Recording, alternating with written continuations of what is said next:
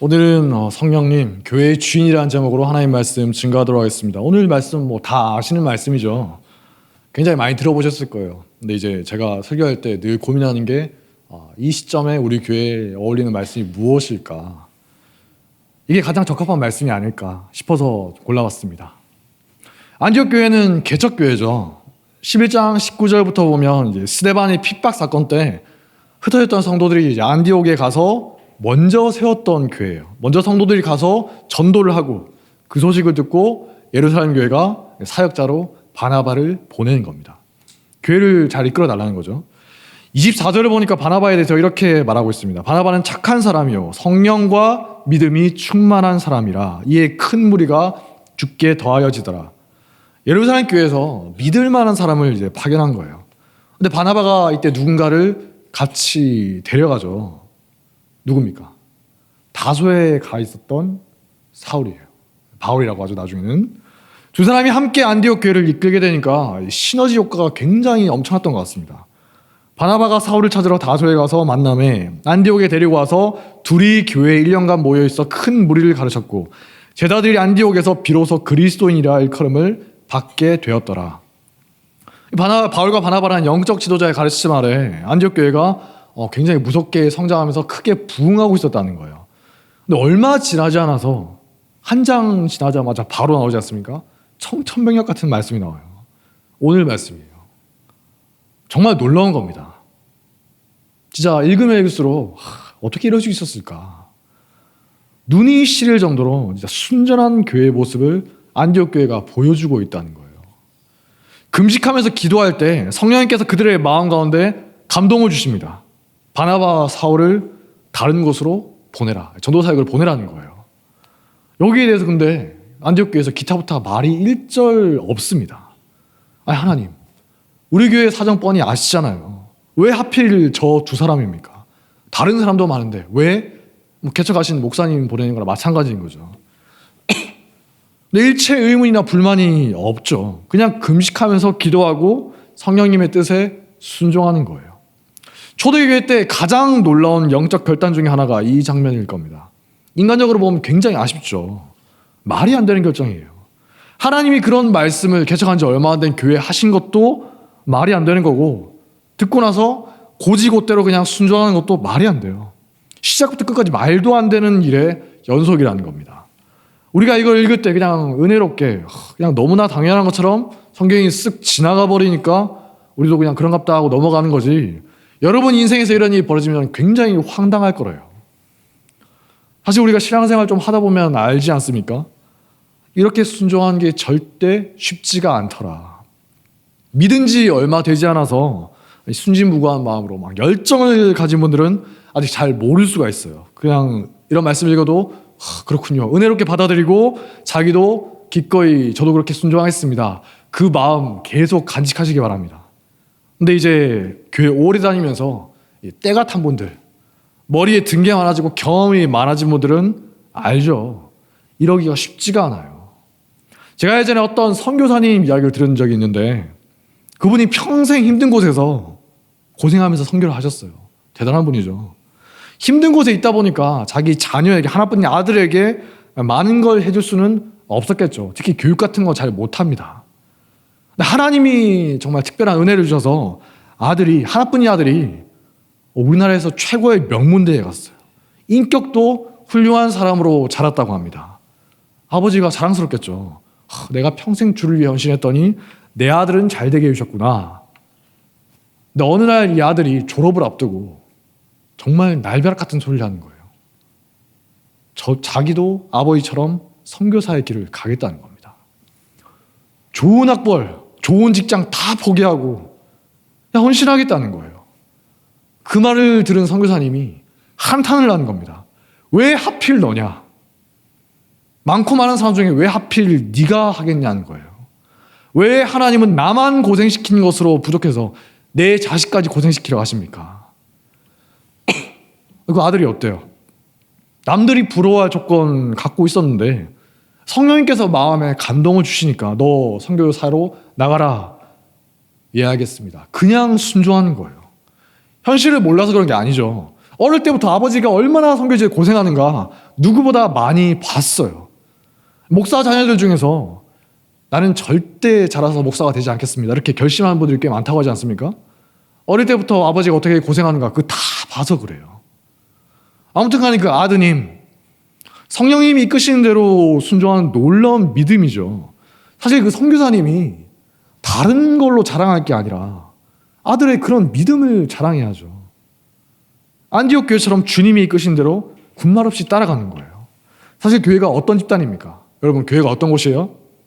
영적인 군대예요.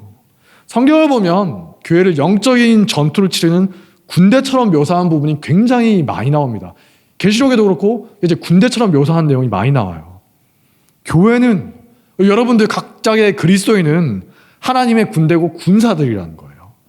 그럼 어떻게 해야 됩니까? 여기도 군인 계신데, 제가 군대에 가서 들었던 가장 인상 깊은 말 중에 몇 개가 있는데, 그 중에 몇 개 이야기해 보면, 첫 번째가 까라면 까라, 두 번째가 하면 된다. 명령이 내려오지 않습니까?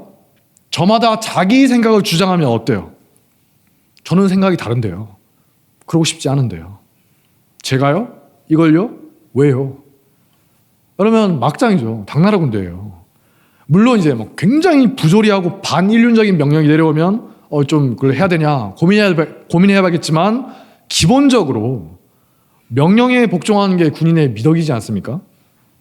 왜 이걸 해야 됩니까? 이후에 어떻게 되는 겁니까? 세세하게 다 알지 못해도 일단 믿고 따르는 거예요. 그러지 않으면 제대로 된 군대가 될 수가 없다는 겁니다. 마찬가지로 교회도 교회의 주인이신 하나님의 명령에 순종하는 자세가 중요하다는 거예요. 여러분, 우리가 주여, 주님, 여러분 많이 말씀하시죠. 습관적으로 주님이라고 말해요. 근데 이거 굉장히 무거운 말이에요. 아무 생각 없이 막 불러도 되는 호칭이 아니라는 겁니다. 헬라어로 볼 때 퀴리오스, 주님, 주인, 이 종이, 노예가 주인을 부를 때 부른 호칭이거든요. 성경에 주여 이런 말 있지 않습니까? 주여, 주여. 퀴리의 주인이시여, 극존칭이라는 거예요. 주인 주자를 써서 이제 우리가 주인님이라고 부르는 겁니다. 줄여서 주인님이에요. 근데 호칭은 주여 해놓고 내 마음대로 생각하면, 판단하면 말이 안 되겠죠. 주인이 말하는 것에 순종하는 것이 종의 미덕이지 않습니까? 성령님께서 까라는 대로 까는 것이고, 그렇게 믿음대로 하면 된다는 거예요. 하면 된다. 저희 사단 유격장에 크게 써져 있던 건데 진짜 하면 되더라고요. 죽는 줄 알았는데 막 유격체조 막 50개씩 100개씩 시키는데, 그러다 죽는 줄 알았는데 진짜 하면 됩니다. 저만 하는 게 아니고 다 하더라고요. 물론 여기서 말하는 복종은 사람에 대한 복종이 아니죠. 가끔 보면 이제 교회 자기 욕심으로 말하면서 자꾸만 이제 하나님의 이름을 빌려오는 그런 경우가 있어요. 교회 좀 다녔다는 분들 중에 그런 함정에 빠지는 분들이 많이 있습니다. 머리에 든 게 많으니까 그 지식으로 합리화하는 거예요. 누가 봐도 자기 욕심이고 자기 고집이고 자기 생각인데 주님의 뜻이, 말씀이, 이런 식으로 스스로를 속이는 겁니다. 사울왕도 어떻습니까? 자기 욕심대로 계속 하는데 심심하면 입버릇처럼 말하는 게 여호와의 이름으로 맹세하고 있어요. 십계명에 나오는 것처럼 하나님의 이름을 망령되게 일컫는 죄라는 거예요. 그러므로 내가 지금 사람에게 복종하는 것이냐, 성령님께 순종하는 것이냐, 분별해야 된다는 겁니다. 여러분들이 교회에서 그냥 무지성적으로 순종한다, 복종하겠습니다, 뭐 제가 말하면은 목사님 말씀 무조건 다 들어야죠. 정신 차리세요. 그거 심각한 죄에 동참한다는 거예요. 그럼 분별을 어떻게 합니까? 말씀과 기도로 철저하게 검증하십시오. 오늘 말씀에도 나오죠. 나오는 분들이 다 교회 교사들이지 않습니까? 말씀으로 다 검증할 수 있는 분들이에요. 그리고 그런 분들이 금식하면서 기도할 때 성령님께서 깨닫게 해주셨다는 거예요. 여러분, 성경 보면 그런 말씀도 있습니다. 사탄이 빛나는 광희의 천사로 위장해서 나타날 수도 있다. 여러분 눈앞에 천사처럼 나타날 수도 있다는 겁니다. 사람의 입을 통해서 얼마든지 이상한 말을 할 수가 있다는 거예요. 잘 분별하셔야 됩니다. 그리고 그렇게 분별한 후에는 즉시 순종하는 게 필요하다는 거예요. 사도행전을 보면 여러 이야기들이 나오죠. 근데 계속 뭐냐? 성령의 이끄심에 따라 행동했다. 이게 반복적으로 나온다는 겁니다. 사도행전의 또 다른 이름이 성령행전이에요. 성령님께서 행하셨고 그걸 사람들이 따라갔다. 성령님의 이끄심에 따라서 순종한 기록이 사도행전이다. 성령행전이라 불러야 된다. 이런 학자들도 있습니다. 8장 26절을 보니까 뜬금없이 주의 사자가 성령님께서 빌립에게 광야로 가라고 해요. 네가 광야로 가라. 제가 거기를 왜 갑니까? 따지는 게 아니라 즉시 순종하고 광야로 가요. 가는 동안에도 아무것도 몰라요. 내가 대체 여기를 왜 가야 되는 것이냐. 그냥 가라고 해서 갑니다. 까라고 해서 까는 거예요. 갔더니 에티오피아 여왕의 재산을 맡은 내시가 거기 있어요. 많은 일행들이 있었겠죠. 근데 성령님이 그때 또 말씀하시는 겁니다. 성령이 빌립더러 이르시되 이 수레로 나아가라 하시거늘. 이거 할 수 있습니까? 엄청 높은 상황의 그 행렬에 갑자기 훅 끼어들라는 거예요. 이런 말씀에 순종하는 게 쉽지가 않죠. 여러분들 뭐 대통령이 지나가거나 누구 높은 사람 지나가고 있을 때 함부로 갔다가 총 맞아요. 네. 거기도 경호원들이 있었겠죠. 칼 창 갖고 있던 사람들. 순종하기 쉽지가 않은데 그래도 까라는 대로 하는 겁니다. 가서 봤더니 이사야의 글을 읽고 있는 내시를 그제서야 보게 된 거예요. 이래서 하나님 나를 여기에 보내셨구나. 거기에 놀라운 일이 일어나지 않습니까? 사도행전에 나오는 정말 수많은 일들이 있는데 다 성령님의 인도하심에 순종한 결과라는 거예요. 했더니 되더라. 하면 된다. 지극히 단순한 공식입니다. 무슨 거창한 말이 필요하지 않아요. 교회의 주인이 성령 하나님의 말씀에 순종했더니 이런 놀라운 일들이 벌어지더라. 이게 사도행전이, 성령행전이 시작부터 끝까지 말하고 있는 진리라는 겁니다. 이렇게 성령에 순종하는 교회가 되고 성령의 이끄심을 따르는 그리스도인이 된다면 무슨 일이 벌어집니까? 첫 번째로 각자 맡은 자리에서 충성을 다하는 분위기가 이루어진다는 거예요. 주님이 나를 어떤 곳에 보내시든 무슨 일을 시키시든 기쁜 마음으로 순종할 수가 있다는 겁니다. 제가 예전에 어떤 목사님이 그분 동기 목사님과 대화하는 걸 제가 들은 적이 있거든요. 본 적이 있어요. 그 목사님이 좀 어려운 교회에 계셨나 봐요. 그래서 이제 동기 목사님이 정말 안타까워하는 겁니다. 자꾸만 설득을 하는 거예요. 야, 뭐하러 그런 힘든 곳에 계속 있냐? 뭐하러 마음고생하고 음해까지 받아가면서 거기에 있느냐? 우리 교회로 와. 그러면 너도 사역자로 더 성장할 수가 있고 앞으로 더 많은 기회를 얻을 수 있지 않겠냐? 내가 담임 목사님 신임을 받는 수석 부목사니까 이제 담임 목사님 다음이었나 봐요. 우리 교회에 자리를 만들어주겠다. 내가 책임지고 너를 밀어주겠다. 좋은 마음으로. 정말 안타까워서 그렇게 설득하고 있더라고요. 친하니까 그럴 수 있겠죠. 근데 그 말을 듣는 이 목사님이 이렇게 말하는 겁니다. 형은 거기서 훌륭한 금그릇이나 은그릇으로 쓰임받을 수 있을 거예요. 저는 그냥 잘 쓰임받는 질그릇이 될게요. 하나님이 저를 여기에 보내신 이유가 있잖아요. 주님이 이제 그만하면 됐다고. 다른 곳에 보내시기 전까지 여기서 잘 쓰임받는 질그릇이 되겠습니다. 그것도 사역자로서 얼마나 복되고 행복한 인생입니까? 그분이 사역자로 성장한다거나 유명해지고 좋은 곳에 청빙받고 그런데 별 관심이 없더라고요. 그냥 질그릇으로 쓰임받더라도 내가 최고의 질그릇이 되어보겠다. 기꺼이 주님이 쓰시는 자주 쓰는 질그릇이 되어보겠다. 그런 마음으로 충만한 겁니다. 옆에 있던 그 동기 목사님이 막 열을 내면서 너 정신 차려야 된다 설득하다가 그 말을 듣고서 살짝 허탈한 표정을 짓더니 그냥 이렇게 말하는 거예요. 그래, 하나님이 너를 선하게 인도하시겠지. 대화가 끝났어요. 제가 그 대화를 듣고 있는데 막 가슴이 뛰더라고요. 무슨 재물이나 명성이나 사람의 인정이나 높은 자이나 그딴 걸로 고민하는 게 아니라 진짜 목회자다운 대화를 제가 들은 겁니다. 평소에 설교할 때는 막 그럴듯한 소리 하면서 실제 자기 인생은 철저하게 욕심대로 살아가는 그런 뻔한 인생이 아니라 진짜 주님이 쓰신 대로 내가 기쁘게 살아가겠다. 어디로 보내시든 어떻게 쓰시든 주님 뜻대로 하시옵소서. 여러분, 어떤 직분을 맡았나, 어떤 일을 하는가, 어떤 자리에 가게 됐는가, 그게 중요합니까? 말로는 다들 아니라고 하죠. 실제로는 중요하게들 생각하시더라고요. 그게 우리의 죄악이고 한심한 모습이라는 거예요. 진짜 하나님 보실 때 한심하기 그지없는 모습이라는 겁니다. 아무리 말해도 귓등으로도 듣지 않아요. 각자가 하나님께 맡은 역할이 있는데 거기에 만족하지 못하고 자기 욕심대로 살아가는 겁니다. 성령님이 주인 되는 게 아니라 자기가 주인이 되는 교회인 거예요. 끊임없이 교회에 불협화음이 생기는 겁니다.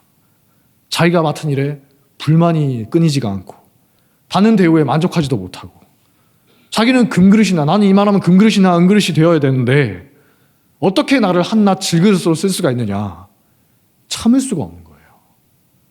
지극히 교만한 겁니다. 최근에 이제 몇 달 전에 리메이크 돼가지고 유행했던 슬램덩크라는 만화가 있습니다. 제가 어렸을 때 실시간으로 나오는 거 봤던 그런 만화인데 거기에 나오는 에피소드 중에 굉장히 인사이트를 주는 그런 내용이 있습니다. 이 팀의 주장이 채치수라는 인물인데 마지막 경기에서 자꾸만 이제 상대팀의 주장에게 막히는 거예요. 밀리는 겁니다. 상대팀이 너무 강하니까 자기가 어떤 플레이를 해도 막히는 거예요. 평소에 하지 않았던 것까지 하면서 어떻게든 내가 이 상황을 타개해보겠다, 뚫어보겠다. 근데 계속 안 돼요. 멘붕 상태에 빠지는 겁니다. 팀을 이끌어야 되는 주장인데 주장이 무너지는 거예요. 쓰러져 있는데 예전에 한창 라이벌이었던 변덕규란 선수가 갑자기 이제 요리사 복장으로, 집안 가업이 요리하는 곳이니까 앞에 나타나는 겁니다. 관중 난입이죠. 심판들이 와서 막 뭐냐고 끌어내는 겁니다.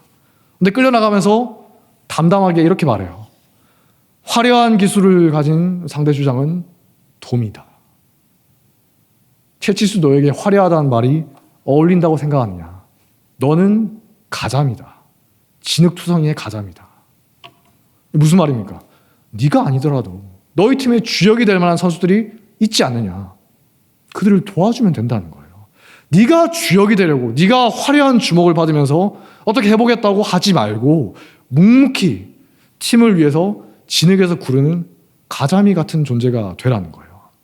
그 역할을 할 수 있는 사람은 채치수 너밖에 없다.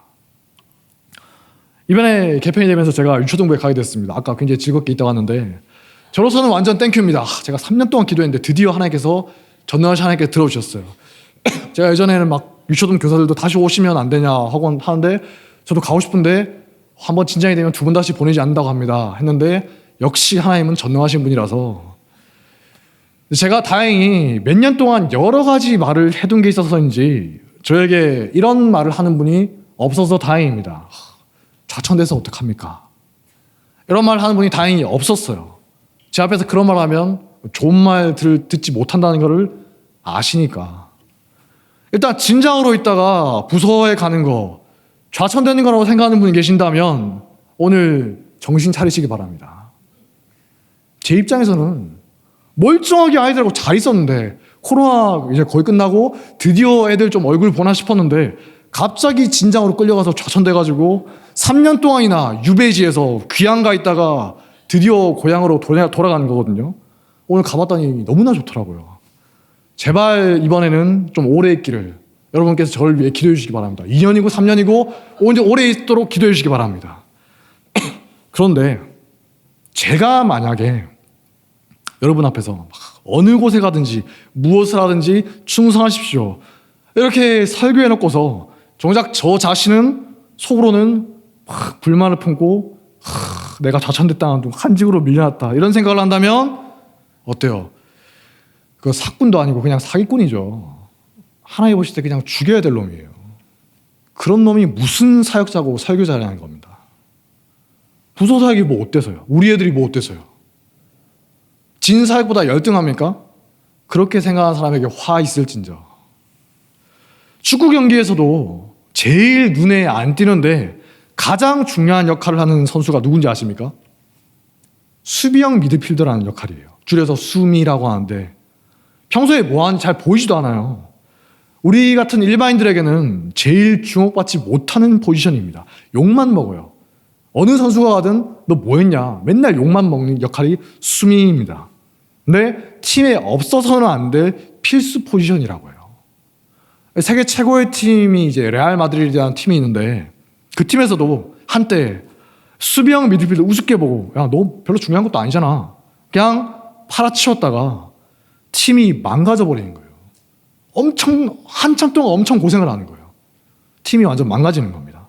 반대로 우수한 수비형 미드필더 하나 영입했다가 하위권에 있던 팀이 우승하는 그런 경우도 있죠. 눈에 잘 띄지 않는 정말 사소한 것들을 끊임없이 잘 해줘야 되는 그런 포지션인 거예요. 팀 전체의 밸런스가 수미에게 달려있는 겁니다. 현대 들어서 점점 많은 사람들이 깨달아가는 거예요. 질그릇 같은 존재고 진흙 속의 가자미 같은 역할을 하는데 그게 무엇보다도 중요하다는 거예요. 우리는 뭐 골 많이 넣고 뭐 수비하고 골키퍼 이런 것만 보잖아요. 근데 전문가들은 수비형 미드필더 지금 어떻게 움직이고 있냐 그걸 딱 보면은 전체 경기가 보인다는 겁니다. 우리는 절대 보이지 않죠. 일반인이니까. 이처럼 우리 교회에도 수비형 미드필더처럼 질그릇처럼 진흙 속의 가자미처럼 묵묵하게 자신의 역할을 감당하는 분들이 많아지길 바랍니다. 성령님의 명령에 순종한 사람은 무슨 일을 맡든지 불만이 없어요. 그냥 감사하면서 열심을 다할 뿐입니다. 금그릇으로 쓰이든 질그릇으로 쓰이든 주인의 마음을 시원하게 하는 군사가 될 뿐이라는 겁니다. 이런 훌륭한 영적 군사들이 우리 교회에 넘쳐나길 바랍니다. 두 번째로 성령님의 이끄심에 순종한 사람에게는 영적인 권위가 생긴다는 거예요. 주인이신 하나님께서 주시는 권위가 있어요. 모세가 그랬죠. 우리가 새벽에 모세를 보고 있는데 처음부터 이스라엘 백성들이 모세의 말을 잘 따랐던 게 절대 아니죠. 어때요? 출애굽기 보면 심심하면 모세의 권위를 의심하죠. 막 대들어요. 너만 잘났냐? 나중에는 돌로 쳐서 죽이려고까지 하죠. 심지어 모세의 가족들도 모세의 권위에 도전을 합니다. 그럴 때마다 모세가 어떻게 합니까? 어디서 감히 혈기를 부린다거나 억지로 자기를 높이려고 하지 않고 그냥 주님 앞에 가만히 엎드려요. 하나님의 뜻을 기다립니다. 모세는 백성들로 싸우는 게 아니라 그냥 주님의 명령대로 백성들을 잘 이끌어 나갈 뿐이에요. 그냥 그것뿐이에요. 그 결과 시간이 지나면 지날수록 모세에게 권위가 생기는 겁니다. 여러분 출애굽기부터 신명기까지 모세를 대하는 백성들의 태도가 조금씩 변해가는 거예요. 그거 한번 보면서 읽어보세요. 재밌습니다. 나중에는 모세가 무슨 말을 해도 그냥 믿고 따라요. 진짜 모세의 후계자였던 여호수아에게까지도 그 권위가 이어지는 겁니다. 모세는 어떻습니까? 자기를 인정하라고 막 소리를 지르고 성질 부린 것도 아니고 짜증을 낸 것도 아니고 물론 이제 짜증 한 번 냈다가 하나님께 혼났죠. 마사 무리바에서 팍 치면서 내가 너희를 위해 물을 내랴. 하나님께서 그건 굉장히 뭐라고 하셨습니다. 근데 모세가 그것 말고는 혈기 부린 적이 없어요.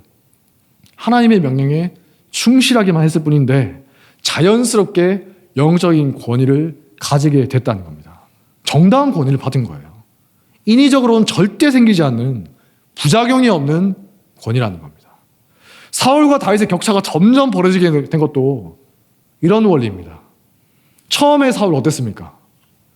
왕으로 뽑혔는데 사무엘 선지자 왕으로 뽑았는데 왕으로 인정하지 않던 사람들이 있어요.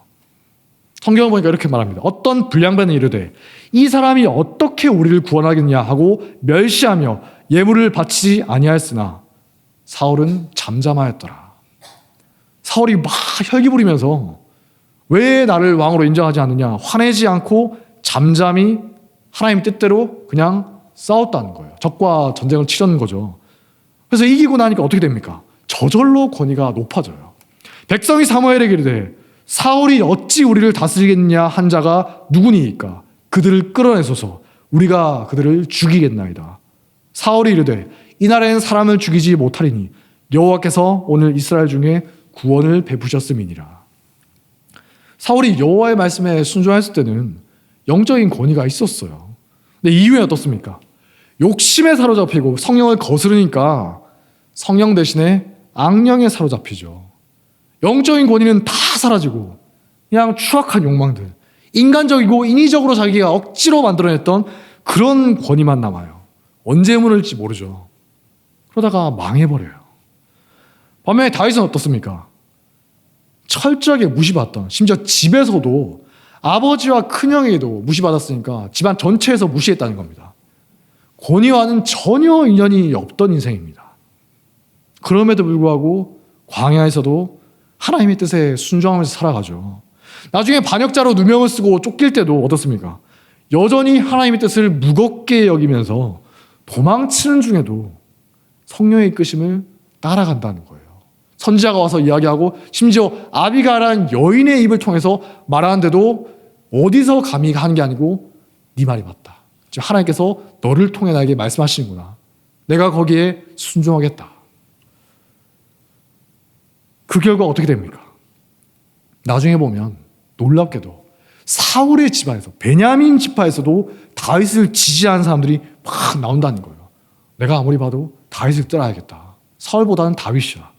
심지어 다윗의 반대편에 있던 사람들 중에서 그 사람들의 지도자가 장로들이지 않습니까? 장로들이 가서 다윗을 왕으로 제발 좀 세워주십시오. 여러 번 간청하는 거예요. 이스라엘의 모든 지파가 다윗이야말로 하나님이 세우신 진짜 왕이다. 기꺼이 인정하는 겁니다. 사울이 그토록 간절하게 원했고 얻으려고 몸부림치고 온갖 일을 했던 그 영적인 권위를 다윗은 그냥 순종 하나만으로 얻게 됐다는 거예요. 이번에 개편을 하면서 각자 맡은 역할이 있을 겁니다. 누군가는 진장으로, 누군가는 간사로, 누군가는 교사로, 각자 맡은 역할들이 다 있죠. 주님이 역할 맡은 모든 사람에게 이렇게 말씀하십니다. 너희 중에 있는 양무리를 치되 억지로 하지 말고 하나님의 뜻을 따라 자원함으로 하며 더러운 이득을 위하여 하지 말고 기꺼이 하며 맡은 자들에게 주장하는 자세를 하지 말고 양무리의 본이 되어라. 그리하면 목자당에 나타나실 때 시들지 아니하는 영광의 관을 얻으리라. 하나님의 능하신 손 아래에서 겸손하라. 시간이 지난 후에 반년이든 1년이든 2년이든 지난 후에 오늘 말씀을 천천히 돌아보시기 바랍니다. 누군가에게는 없던 영적 권위도 생겨 있을 것이고 누군가는 있던 것도 사라져 있을 거예요. 모세와 다윗의 길을 걸으시겠습니까? 아니면 사울과 발람의 길을 걸으시겠습니까? 발람도 어때요? 굉장히 유명한 선지자로 존경받았죠. 근데 수치의 이름으로 추락하고 나중에 이스라엘 백성들에게 죽임당하기까지 해요. 제가 군대에서 들었던 인상 깊은 말 중에 또 하나가 있죠. 나는 말했고 너는 들었다. 보국관이 맨날 하시던 말이었는데 저는 오늘 분명히 말씀드렸고 여러분은 들었으니까 오늘부터 이제 시작이에요. 이전에 어땠는지는 중요하지 않습니다. 부디 성령의 이끄심에 순종하여서 하나님이 주시는 정당한 권위를 얻는 분들이 많아지시기 바랍니다. 인위적으로나 혈기로나 욕심으로는 결코 얻을 수가 없는 그런 권위가 있어요. 주인이 주시는 정당한 권위를 사모하시기 바랍니다. 마지막으로 세 번째, 성령의 이끄심에 순종하는 사람에게는 놀라운 영적인 체험이 기다리고 있다는 겁니다. 여러분, 여기 새신자분도 계신데 성령으로 충만해지는 그런 경험 해본 적 있으십니까? 그냥 좀 감정적으로 고양돼가지고 눈물 흘리고 이렇게 막 고양되고 그딴 거 말고요. 정말 그런 건 싸구려 경험이고 근본적인 변화를 경험해 본 적이 있냐는 거예요. 이거 진짜 인간적인 이성으로는 도무지 이해할 수가 없다. 바울이 그랬던 것처럼 성령으로 충만해져서 내 안에 주체 못할 정도로 회개가 터져나오고 내 인생이 정말 바뀌었구나. 이런 경험을 해본 적이 있습니까? 하나님이, 성령님이 나를 지금 지배하고 계신다. 이런 체험 해보셨냐는 거예요. 수십 년 동안 교회를 다니고 직분자로 살아도 이런 깊은 영적 체험을 해보지 못한 사람들이 있다는 거예요. 지식은 쌓여가고 고집만 늘어나는데 변화가 없다는 겁니다. 성령님을 주인으로 맞이하지 못하는 거죠. 제가 얼마 전에 만났던 어떤 분이 이런 고백을 하셨어요. 그분도 본인이 정말 한 고집하는 인간이었다는 겁니다. 심지어 본인 인생에 상당한 자신감이 있었대요. 나 정도면 괜찮은 사람 아니냐. 근데 보니까 그런 자신감 가질 법한 분이에요. 그래서 믿지 않고 오래 살아왔다가 나중에는 어떻게 믿게 됐는데 믿노라 하면서도 여전히 본인만의 세계에 갇혀서 살았다는 겁니다. 그리고 그때는 자기가 그런 상태인지도 모르고서 종교인으로 살았다는 거죠. 근데 어느 날 성령님께서 나를 지배하시는 체험을 하는 겁니다. 진짜 오순절 성령 강림 사건처럼 내 모든 게 뒤집어지는 경험을 한 거예요. 그때부터 그분이 한참 동안 펑펑 울면서 회개를 했다는 거예요. 그분의 고백이에요. 다른 누구보다도 도덕적이고 괜찮게 살았던 분이니까 제가 봐도 남들보다 훨씬 윤리적인 분이에요. 성실합니다. 그런데도 내면에 주체 못할 깨달음과 압도적인 그런 감동이 밀려온다는 겁니다. 도저히 정할 수 없는 그런 은혜가 느껴졌다는 거죠. 내가 이토록 죄인이었구나. 나는 괜찮은 인간인 줄 알았는데 하나님 앞에 끔찍한 죄인이었구나. 이런 나를 용서하시고 사랑하시고 써주시는구나. 말로만 들으면 어때요? 또 뻔한 소리 하시네. 교회에서 귀가 다를 정도로 듣는 그런 말씀이지 않습니까? 근데 성령님이 임하시면, 성령을 주인으로 맞아들이고 하나님의 지배를 받기 시작하면 지극히 뻔하고 지겹게 느껴지던 그 말씀들이 완전히 새롭게 다가온다는 거예요. 사람 쉽게 변하지 않는다고 하죠. 맞아요. 제가 보니까 확실히 그렇더라고요. 전 예전에 순진하게 그래도 사람은 변할 수 있어 믿음을 갖고 있었는데 여러분도 아시지 않습니까? 5년 전, 10년 전 그 사람 변했습니까? 여전히 그래요. 오히려 악화되는 경우도 있어요. 변했다고 착각하는 경우가 대부분이라는 겁니다. 변한 척하지만 실제로 내면은 전혀 바뀌지 않는 경우가 대부분이라는 거예요. 그게 인간이에요. 이상한 게 아닙니다. 인간은 지독하게 변하지가 않아요. 하지만 성령님께서 임하시면, 나를 다스리기 시작하시면 그때부터 모든 게 변하기 시작한다는 겁니다. 성령으로 충만하게 될 때 비로소 내 근본적인 문제가 해결되는 것이고 회개와 용서가 내 인생에 진짜로 임한다는 거예요. 머리로 지식적으로만 아는 게 아니라 그게 어떤 의미냐? 주님, 이게 이런 것이었군요. 하나님의 은혜를 싸구려처럼 입으로 쉽게 이야기하던 떠들던 사람이 그 은혜의 신비로움 앞에서 고개를 숙이게 되는 거예요. 그래서 다윗이 시편 51편 11절에서 이렇게 기도하는 겁니다. 나를 주님 앞에서 쫓아내지 마시며 주의 성령을 나에게서 거두지 마옵소서. 주의 구원의 즐거움을 나에게 회복시켜 주시고 자원하는 심령을 주사 나를 붙들어 주옵소서. 다윗이 왕이었음에도 불구하고 너무나 잘 알고 잊지 않고 기억했다는 겁니다. 자기가 과거에 체험했던 그 성령 체험, 얼마나 감격스럽고 놀랍고 짜릿했던 것인가. 시편을 보면 다윗이 곳곳에 이제 은밀하게 고백을 하는 내용이 나오죠. 자기의 죄가 머리털처럼 많았다. 정말 많은 죄를 지었다는 겁니다. 근데 그런 상황에서 성령님의 지배를 받는 놀라운 체험을 했다는 거예요. 눈물로 회개하고 전인격적으로 바뀌는 그런 체험을. 이런 체험 해보셨습니까? 한 번이라도 해본 분은 평생 잊지 못해요. 하나님, 다시 한 번 더 저에게 그런 순간을 허락하여 주시옵소서. 이런 분들이 우리 교회에 많아지기 바랍니다. 이 개편을 하고 이제 시간이 지나면 지날수록 점점 더 확연하게 드러날 겁니다. 이 사람이 성령으로 변화된 사람인가? 아니면 여전히 성령 체험이 없는 종교인인가? 그럴듯하게 꾸미려 할 수 있겠지만 결국에는 다 드러납니다. 이 사람이 종교인인지 꾼인지 아니면 성령의 지배를 받는 그리스도인인지 티가 난다는 거예요. 교회의 주인인 성령님의 지배를 받는 사람, 어떻게 보면 너무나 당연한 말이지 않습니까? 근데 당연하지 않은 게 현실이라는 겁니다. 성령의 지배를 받지 않은 사람이 너무나 많아요. 지식적으로만, 감정적으로만 믿는 수준입니다. 귀신들이 믿는 것과 큰 차이가 없다는 거예요. 야고보서에 나오죠. 네가 하나님은 한 분이신 줄을 믿느냐? 잘 하는도다. 귀신들도 믿고 떠느니라. 너의 믿음이 귀신의 믿음과 대체 무엇이 다르냐? 죽은 믿음이라는 거예요. 그러므로 우리 교회에 성령님을 주인으로 맞아들이고 성령의 지배를 받는 분들이 많아지길 바랍니다. 회개의 감격이 있어요. 구원의 감격. 성령 충만할 때 정말 그 가슴 벅찬 순간들이 있습니다.